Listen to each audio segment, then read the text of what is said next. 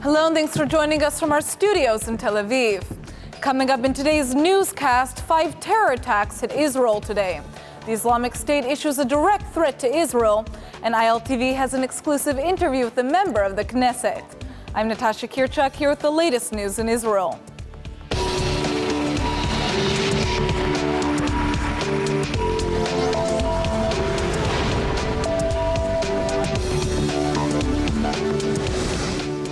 We open with the 5th terror attack of the day in Israel. Just hours ago, 2 soldiers were wounded after being attacked by Palestinian assailants in the West Bank. 2 Palestinian men stabbed an Israeli soldier in a village just south of Nablus. The suspected attackers were shot dead by security forces, and another Israeli soldier was lightly injured by the gunfire directed at the assailants. Both victims received treatment for their injuries on the site and were evacuated to a nearby hospital. The attack came shortly after Israeli police arrested a Palestinian man with a knife in Jerusalem's Old City. The man pulled out the blade after being asked to show identification. Earlier in the morning, a Palestinian woman attempted to stab an Israeli near the West Bank settlement of Ma'ale Shomron. She was apprehended and no injuries were reported. Meanwhile, another Palestinian woman was arrested at the entrance to Hebron's Tomb of Patriarchs with a knife in her possession. Today's violence began this morning when a 21-year-old soldier was stabbed and lightly injured by a Palestinian assailant just outside of Jerusalem's central bus station. A private security guard who witnessed the stabbing managed to overpower the terrorist until the police arrived.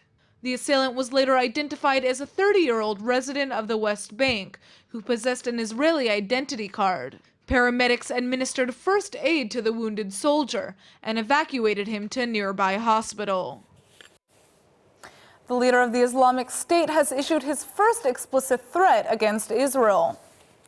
In an audio recording released last night, Abu Bakr al-Baghdadi said that ISIS is getting closer to confronting Israel every day. Al-Baghdadi has vowed that his jihad fighters haven't forgotten about Palestine. The leader of the terror group even went on to stress that Israel will become the graveyard of the Jews instead of their home. The audio recording comes after several videos were released last month by the Islamic State, in which the group threatened to wage a war against the Jewish people. One of the videos was even released in Hebrew, warning that no Jew will be left alive once ISIS arrives to Israel's border. Meanwhile, ISIS claims that airstrikes by Russia and a US-led coalition are failing to weaken the group on the ground. ولا يبقى في ذاك مؤمن ثم كونوا على يقين أن الله سينصر عباده المؤمنين وأبشروا واطمئنوا فإن دولتكم لا زالت بخير وكلما ازداد تكالب الأمم عليها كلما ازدادت يقينا بنصر الله وأنها على الصراط المستقيم وكلما اشتدت بها المحن كلما لفظت الأدعياء والمنافقين وازداد صفها نقاء وازدادت صلابة وثباتا وإنا نعدكم بإذن الله أن كل من يشارك في الحرب على الدولة الإسلامية ليدفعن الثمن غاليا بإذن الله وليندمن فتربصي أمريكا تربصي أوروبا تربصي روسيا تربصوا أيها الروافض تربصوا أيها المرتدون تربصوا يا يهود إنا معكم متربصون. The international community is warning Hezbollah not to attack Israel in retaliation for the killing of the terrorist Samir Kuntar. The Lebanese terrorist group has vowed to get back at Israel for Kuntar's assassination last week. But according to reports in Al-Qabas, Israel intends to deal the group a heavy blow if it tries to strike at the country. Jerusalem has not confirmed that Israel was responsible for killing Kuntar, although officials have expressed satisfaction over his death. Meanwhile, Syrian media is now reporting that Israeli warplanes hit Hezbollah targets in Syria overnight. The Syrian reports say that there were 7 airstrikes in the western Kalamun mountain area. The IDF has not commented on the alleged incidents, and Hezbollah is denying that the attacks took place. Israeli authorities are cracking down on extreme right-wing Jewish terrorism by clamping down on rabbis who incite violence. At the same time, indictments will soon be issued against the Jewish terrorists responsible for murdering 3 members of the Dawabshah family. This was a word from Defense Minister Moshe Ya'alon, referring to the Palestinian family in Duma whose home was firebombed in July. The defense minister says that it's time to do soul searching on the issue of Jewish terrorism. He is calling for investigations into rabbis who incite attacks against Arabs. Right-wingers claim that almost 100 alleged Jewish extremists are currently being jailed, restricted, or questioned by the Shin Bet. Ofer Shelach is an Israeli journalist and politician, and he's served as a member of the Knesset for Yesh Atid since 2013. Thanks for joining us. Thanks for having me. Is there going to be an end to the recent wave of terror that we're seeing right now? Well, it's not a question of is there going to be an end. The question is, what do we do now that it's been going on for like 3 months now? And we look at it, and when you analyze the terrorists, their identity, whether they're organized or not, you can see that one of the major factors at play here is the fact that the Palestinian public sees the end of an era, of Abbas, of Abu Mazen as leader of the Palestinians, and the end of an era of negotiations with Israel. So we have to neutralize that effect. We have to present to the Palestinians a better way, a better future, which is, for me, a better future for Israel as well, because otherwise we leave the scene to the forces at work, and the forces at work are negative ones mostly. Right-wing Jewish terrorism has been a big topic of the news recently, especially with the release of this wedding video last week. Where is this coming from? Is it new, or is it just a result of desperation because maybe the government's not doing enough to prevent all the recent terrorism? No, I don't think it has much to do with the government doing or not doing enough. We've seen for many years now the splinter groups, the extreme right wing, especially in the territories, acting as though the state, what we call in Israel the kingdom, not as in having a king at the throne, but the state exists for them insofar as it serves their purpose. And if not, then the state, its institutions, the army, those are the groups that fought with soldiers, that cut tires of army jeeps and so on. And when this is not dealt with correctly, when the rabbis who said soldiers should not obey orders to evacuate homes in the Gaza Strip or in the West Bank, when those are not dealt with correctly, then you will have splinter groups that go to the extreme that we are seeing now. We have to show that the state exists, that its institutions exist, and if that happens, those people will be isolated, and once they're isolated, they can be dealt with as all criminals should be dealt with. So let's talk about that a little bit more. What should the government be doing in addition to cracking down on rabbis who are inciting violence to kind of stem this Jewish terrorism? The people responsible for the horrible murder at Duma, the murder of a Palestinian family, should be dealt with as criminals. They should be investigated, they should be prosecuted, brought to justice. But the atmosphere by which what we call in Israel the wink atmosphere. You can do whatever you want, the government.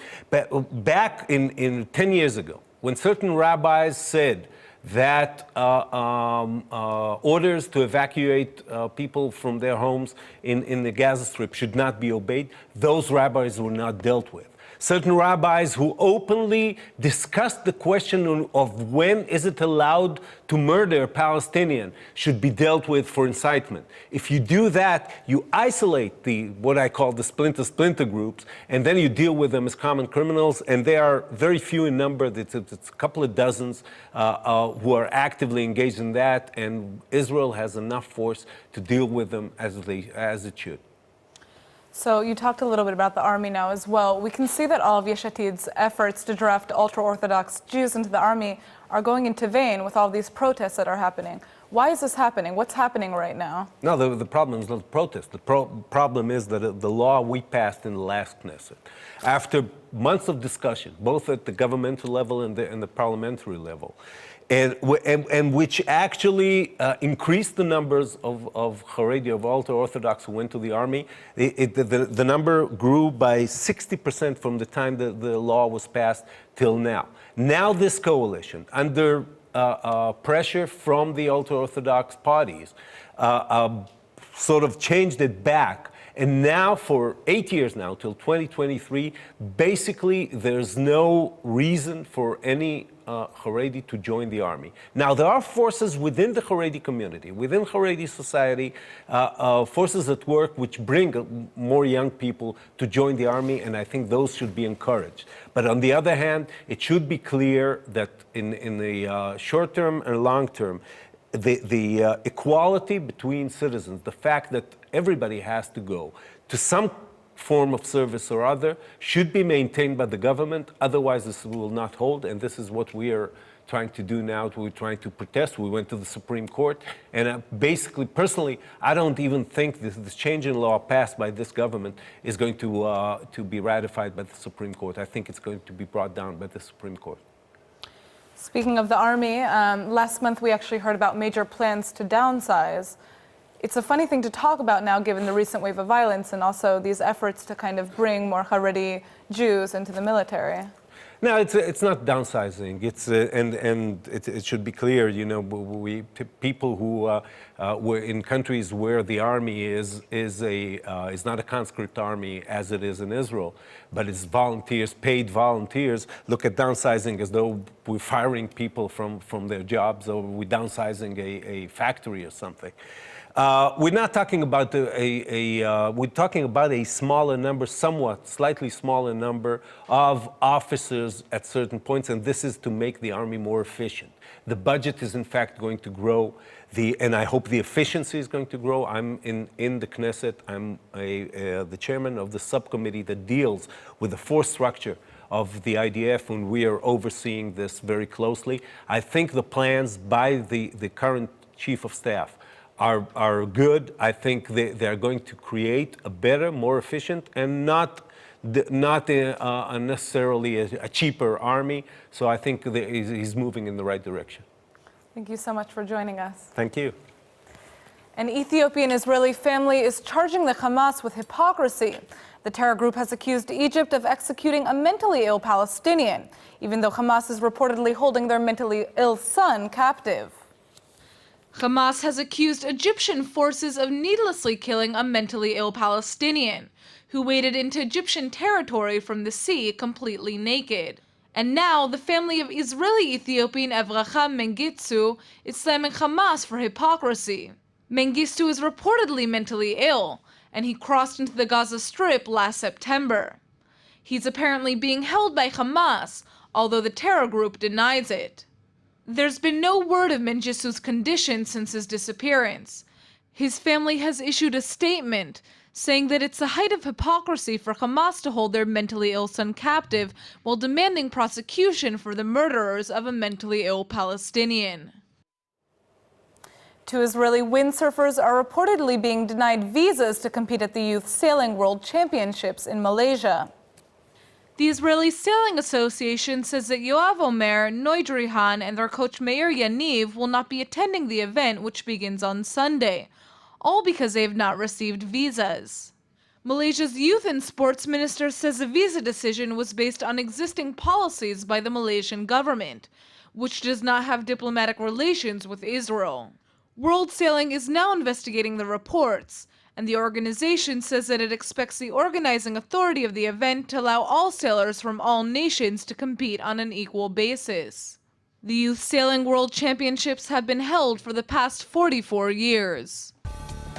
It's time for our Hebrew word of the day. We're all rooting for the Israeli windsurfing stars to make it to Malaysia. And in case you didn't know, windsurfing is a really popular sport in the Holy Land. Israel has even won Olympic medals on the wind-dependent sport, which brings us to our word of the day, ruach. In Hebrew, ruach literally means wind, but in biblical text, it also refers to both breath and spirit. An example of both can be found in the book of Job, 33:4. The Spirit of God hath made me, and the breath of the Almighty hath given me life. All right, let's go ahead and take a look at the weather forecast. It's the beginning of a new week. Monday is expected to be sunny with a high of 73 degrees, and the sun should stay out through Tuesday, but the temperature will drop down to 68. All right, everybody, that's it for today's news. Today's exchange rate is 3.88 shekels to the American dollar.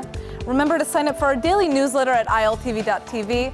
And don't forget to check out our new breaking newscast every morning at 8 o'clock Eastern Time. Thanks for watching, and we'll see you tomorrow.